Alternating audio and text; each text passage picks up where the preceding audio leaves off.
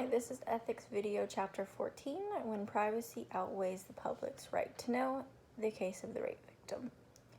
In Media Ethics at Work, Chapter 14 goes over the ethical decision-making and pros and cons of naming a rape victim.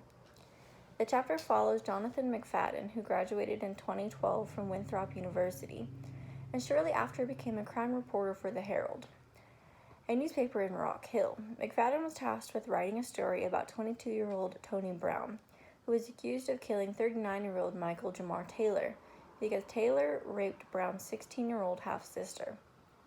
While writing the story, McFadden found it hard to determine what information to include because some could potentially expose the identity of the rape victim.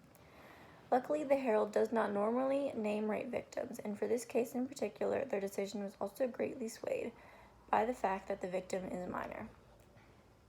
The paper also decided to leave out the street name because the small town that the crime took place in could easily connect the victim to the street.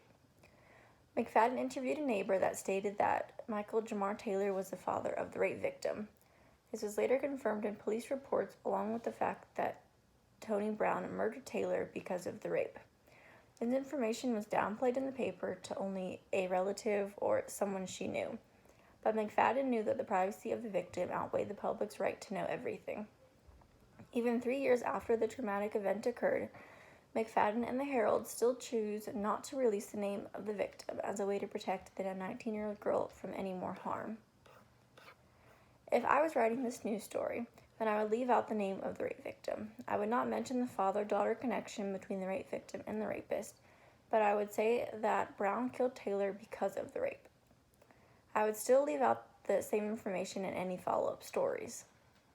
If a rival newspaper published the same story but decided to include the street name or the name of the victim, then I still do not think that it would be okay to name the victim.